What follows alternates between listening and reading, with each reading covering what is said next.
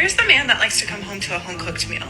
Do they exist anymore? I don't think they do. Just paid for my nails and my pedicure all by myself, and I didn't have anybody to ask to pay for my stuff. Y'all, I will be so happy the day a man comes into my life and handles all the things that I hate handling. Apparently, more women are choosing the soft life, expecting a man to come save them. I just wanted to remind everyone, if he wanted to, he would. I'm just here to say that I'm freaking tired of doing everything on my own. I saw a video of a woman saying that women need to stop saying that there are no good men out there. Being single. The women saying they're no good men are looking for a fantasy, not a good man. Kindly subscribe to the channel as it further supports us in our work. Thank you. So I made myself move on. I made myself believe there was someone out there for me. So I basically stopped entertaining it. And now he's not leaving me alone. And I'm a bit like, how did you know I was ready to move on? How did you know I was trying to move on? Why aren't you leaving me alone? Please tell me, I'm ready to basically move forward. But I want us to be together. And I want us to get together and be together forever. So please sort your shit out. Ladies, until you finally start to find righteous, good men attractive, you will keep falling for the old, same toxic game.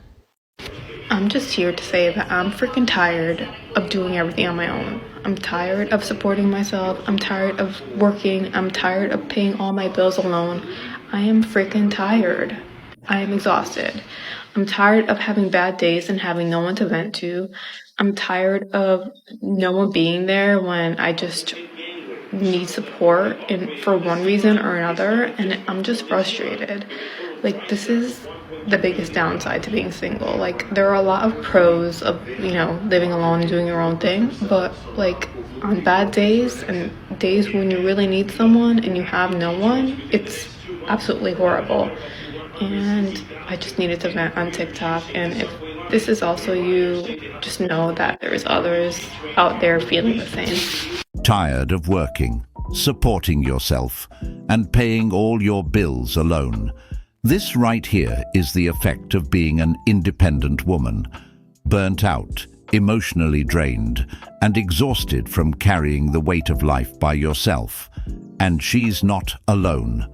There are countless women out there who feel the same, coming home to an empty house, eating dinner in silence, and having no one to lean on after a long day. No one to share the wins, the losses, the tears, or the quiet moments with. This is the part they don't show when they glamorize strong, independent woman culture. The loneliness, the pressure, the silent nights, and the hidden tears. Independence is powerful, but humans are not meant to go through life alone.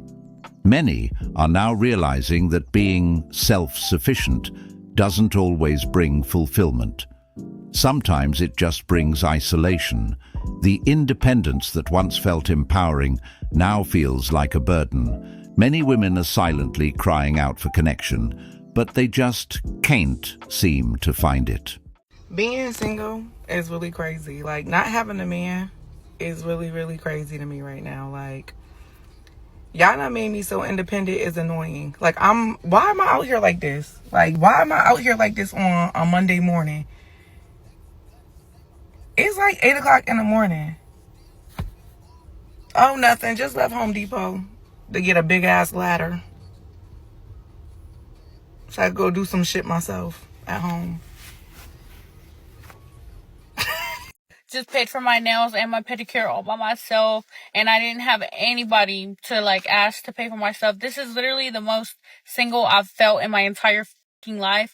Would y'all believe me if I told y'all that my roster is literally 0? Nobody. That's crazy. I mean, it's good because whatever, peace, but fuck, what the fuck? If a man ever asks you what you bring to the table, run. Run as fast as you possibly can and never talk to that man again, because he's about to use you for everything you have that's beneficial to him. And whenever he finds someone that can do more for him, or he gets to where he wants to be in life, he's gonna drop you like a bad habit. A real man will never ask a woman what she brings to the table. If a man's first thing he says to you when he starts talking to you is, what do you bring to the table? He's basically just asking you to buy something for him already. To either buy something for him, put a house in your name for him, use your credit card, use your debit card, scam you. Like, he's looking to do something. There's only two places you're gonna get with that: in debt and with a broken heart. Like, I'm sorry, sir, I'm not gonna buy you a damn thing. I bring the entire table. I bring the chairs, I bring the utensils, I bring the food, I cook the food, I plate the food, I serve you, I give everything I have. So you asking me what I bring to the table is like a red flag. Imagine talking to somebody for the first time and saying, what do you bring to the table? What? Bring to the table? I bring the house, and I bring the table inside of the house. What do you bring to the table? Any woman with a self-serving narrative like this, you need to ignore her. A real man would never do this. A real man should always do that. Funny how those words always come out when a woman is trying to justify her own behavior or push her expectations onto a man. It's always about what the man should be doing. But the moment you flip the question and ask, what do you bring to the table? Suddenly it's offensive. Now you're insecure, controlling, or toxic for simply wanting to know if the relationship is mutual and not just one-sided. But it's a very valid question, because let's be real, modern women have no problem asking how much you make, what kind of car you drive, where you work, what your future looks like, and what you can do for them. They're quick to size up your income, your ambition, your lifestyle, yet they get uncomfortable when the same energy is reflected back at them. Women today say, I bring me to the table, because in their imaginations, they think it's a privilege for a man to be in their presence. Like, dead ass, what happened to the real niggas? Like, what happens to niggas that's gonna make sure you straight? The niggas that gonna make sure that they bitch good. What happened? It's like a drought. It's literally like a drought. I don't even care if you're fine no more. I'm not even going off of looks. I'm strictly going off of how you fuck with me, how you treat me, and the hustle you have. I can't date a nigga that has no motion, has no hustle, sits around waiting for Hannah. No, bitch. I built my shit brick by brick. You have to come with your shit already built brick by brick too. Okay? Like, what is going... I literally, dating in this life and in this music industry is like 10 times even worse. I don't even know. As a late 20s, going into my 30s, single girly, I'm fucking struggling. I am battling between, yes, girl, you're so super independent. Like, go off. Yeah, have your high standards. And then I'm struggling between, like, I need a man. I need a man. Not just any man. A good man. How are you going to go do that? Go put yourself out there. But how does one do that? Because dating apps ain't it. They ain't it. And whenever a man flirts with me, I pull this. They say they flirt, and I'm like, Anyway, yeah, so I don't know, but it's getting really hot out here in Arizona, and people are by the pool, couples are by the pool, and they're like flirting and hanging all over each other, and it's kind of hot. And I just think back to that feeling, and that feeling is kind of unmatched. I'm not gonna lie. When you have a good connection and you're like, oh yeah, water, pool, hot, sun, tan, abs. Like, what the one night stand is out of the question. I know that, like, that's not how we're supposed to function as a society, but like that was so 27 of me. What is the answer here? Does your girl get lower standards? Does she keep them high forever and then just use what's in her nightstand? Or does someone eventually just pop up? You know, like, I'm struggling. This is for all of the single ladies that are struggling between staying strong, being independent, and then also just wanting it.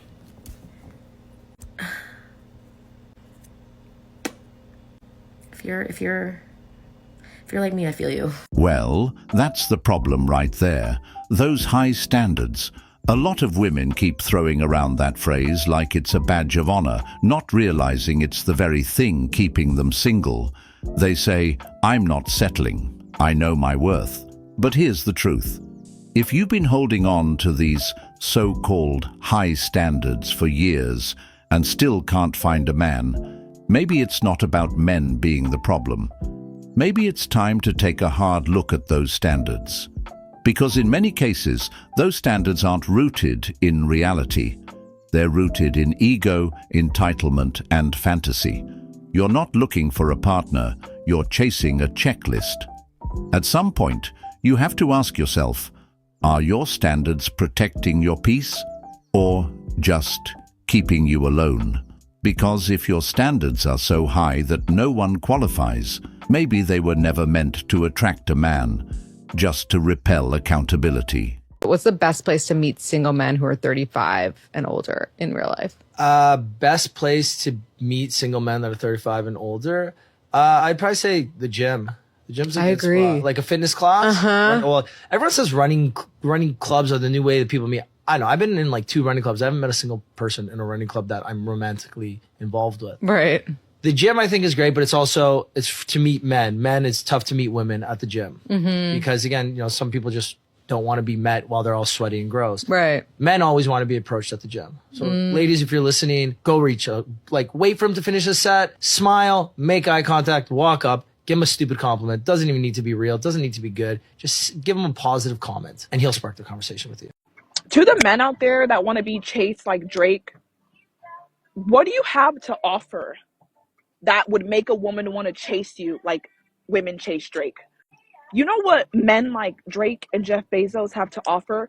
Power, money, and fame. That's why those women are chasing men like Drake, men like Jeff Bezos, because dating them will put them in a position to change their life. Okay? But you work at Walmart. Why does someone want to chase you? Dating you will actually put me in a worse position in my life. So why do I want to beg to chase you? And another guy was telling me, well, men that make $200K are being chased. I'm not chasing a 9-to-5 worker. I'm sorry. Yes, $200K is a lot of money, but not for me to be chasing and act like begging him to date me. No, I'm sorry. But if someone like Jeff Bezos said, get on your knees and beg me for a date, sure, I'd do it. Why not? Why not? Why not? Why not? But these men want the Drake treatment with no money, okay? You got to have some money first. I'm sorry, your mother lied to you. Women like money. We don't want love. We want money in our bank accounts. I don't think I've ever heard a man say, I want to be chased by a woman. That's just not how men operate.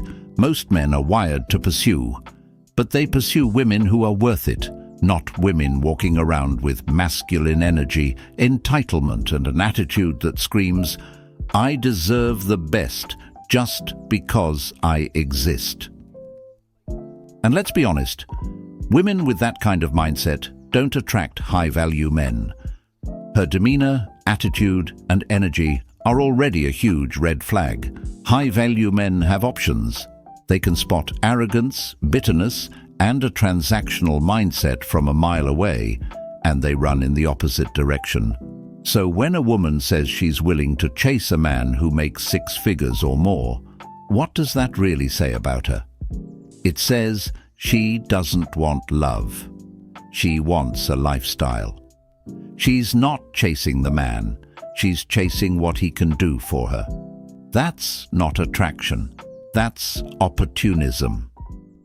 I need some serious help in the dating world. I can't stop being loyal as fuck in the talking stage and making it known. I basically show up and I'm like, hey, I only fuck one person at a time. Hey, I don't know you. Here's exclusivity. And you guys keep telling me I'm making it too easy and that men like to chase. But I feel like the person for me is not gonna want to play games. And I don't play games. So I don't want to like play games in order to get a man attached to make him fall in love with me. Is that absurd? Like, once I like somebody, I don't like anybody else. But every dating person coach ever is like, date multiple people.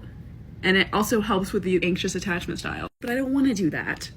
I like to date one person, give them myself, decide if it's yes or no, and then move on or stay. Is that so bad? What do we think? Saw a video of a woman saying that women need to stop saying that there are no good men out there because it just makes the patriarchy win, because then women will settle for less than they deserve because there are no good options, and that means that we have to fix them, save them, train them, make them better, whatever. Like, no man is just going to be a good man. To that I say, I think women are just realizing that we don't need to be with a man at all if most of them suck. Trying to wade through all the bad ones to find a good one is exhausting.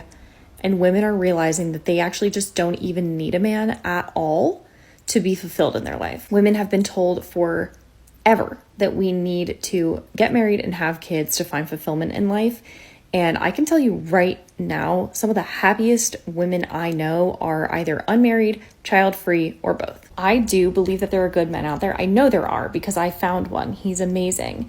But I think that right now women are realizing that we need to build a beautiful life that fulfills us and makes us happy without a man being a part of the equation at all. Once we have that, we can add a man in, and if he continues to add value to our life, continues to make us happier, continues to make us feel more safe and secure and free in our expression, amazing. But I don't think that holding men accountable for their actions and saying that men suck is going to make women settle for less. I think it's making us realize that maybe we just don't need them at all, and we can hold out until we really do find a good one instead of dealing with all the bullshit. Actually, I would disagree with all of that.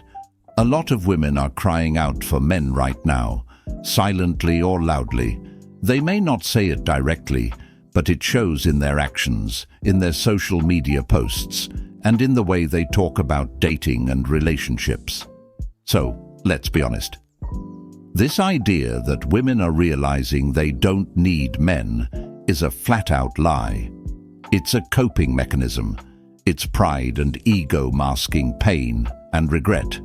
You can hear it in their voices. Where are the good men? Why don't men approach women anymore? Why is it so hard to find a relationship these days? These aren't questions from someone who's over men. They're cries for connection. The truth is, many women do want men. They just don't want to admit they need one. Because, for years, they were told needing a man is weak, that being vulnerable is desperate, and that strong women don't depend on anyone. But now, that strength is turning into loneliness. That independence is starting to feel like isolation. Even those so-called single-by-choice women are asking for the good men.